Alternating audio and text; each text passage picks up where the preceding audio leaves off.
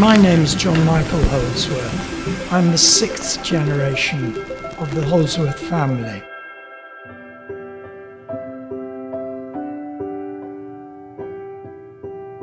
Holdsworth was established in 1822 as a business entity, but in fact it was a family business far earlier, stretching back to 1750, we think.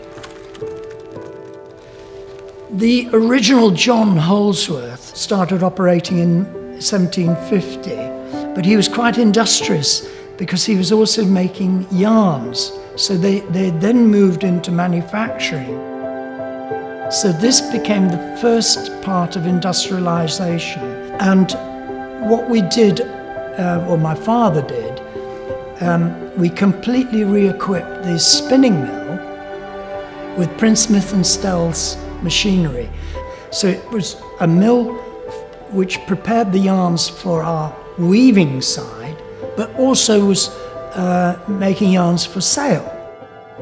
We started, I believe, in transport around about 1880. We started our business with Transport for London very early because the original tube trains, as such, or the passenger transport through the tubes, was by horse and carriage. And we were already making maquettes and damasks and Venetians for the carriage services. So it was a very easy transposition from a carriage drawn by a horse to something which was drawn by a steam engine and then rapidly to electricity.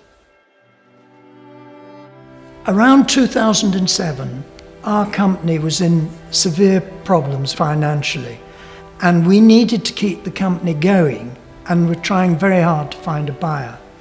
And luckily for us, Chimera came along and supported us and our employees and our customers. So by selling to the Chimera, we were able to pay out to all our creditors 100p in the pound.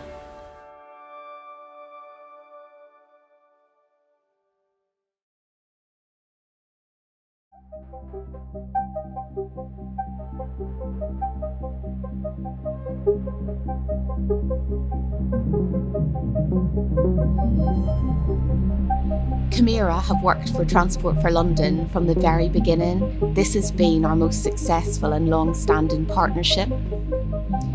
The relationship with TfL is both collaborative and creative. We work together to create truly iconic designs that are known and loved across the globe.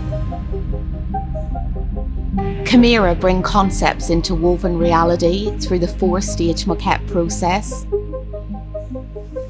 That includes designing, dyeing, weaving and finishing.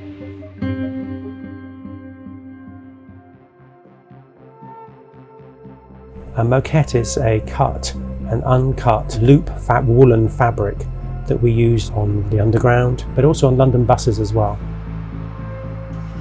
I think part of my role is to create an interior. It's almost like a conductor of an orchestra. I'm not actually looking at one piece in isolation. What I try and do is orchestrate everything to work together aesthetically. Colour injects an identity within trains. I often say that if you took away some of the signage, a lot of people would know what line they're on just by the colourway on the interior of the train.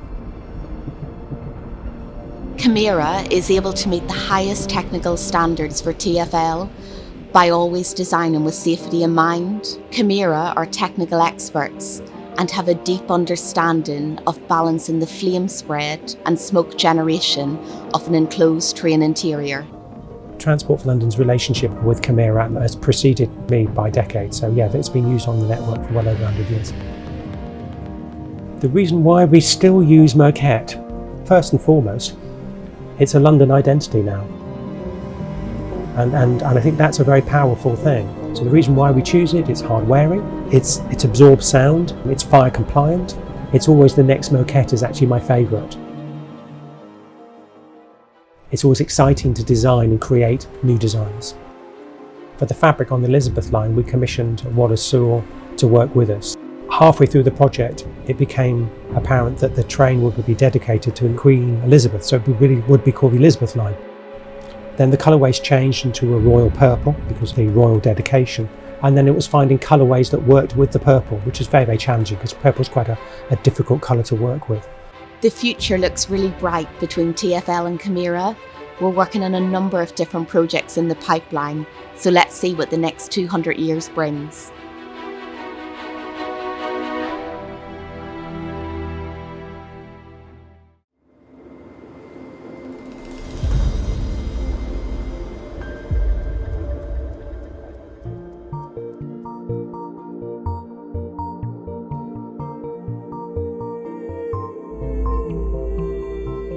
The future of sustainable textiles in transport is really interesting. We're looking at different material types. We're investigating the use of flax, a natural plant-based material, to blend that with wool. We're also looking at recycled materials. And we're looking at lighter weight materials, so taking weight out of our fabric, which saves on the raw material, but then it also translates ultimately into fuel savings or increased range capacity for those electric vehicles.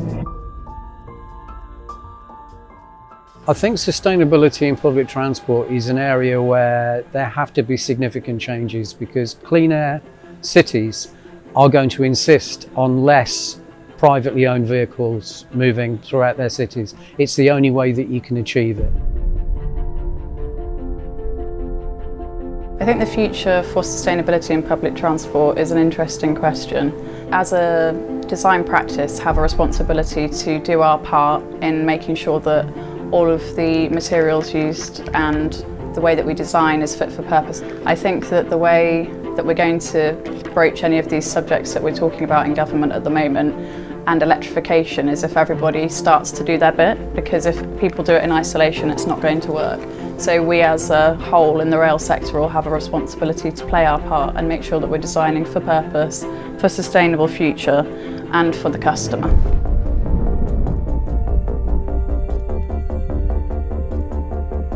The perception of an interior, big impact items without doubt are the fabric and the floor system. Those two items together are the big ticket items for first impressions. It has to be welcoming, it has to be flexible, it has to meet the design intent, the design language that we're working with. So we're looking for something where we can create a welcoming environment.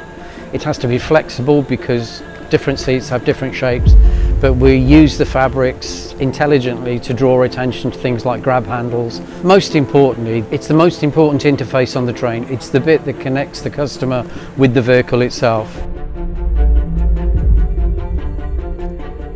The advent of electrification is really impacting the interior design of vehicles. We can see a much more modern look and feel coming through. It's automotive inspired.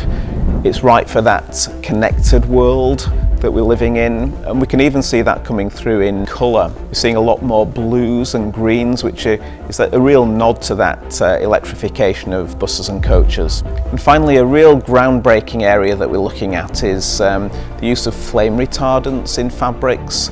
So we're trying wherever possible to look at developing more environmental flame retardants, halogen-free flame retardants which are phosphorus-based, and something which is really innovative and exciting is looking at plant-based flame retardants which don't rely on any added chemistry.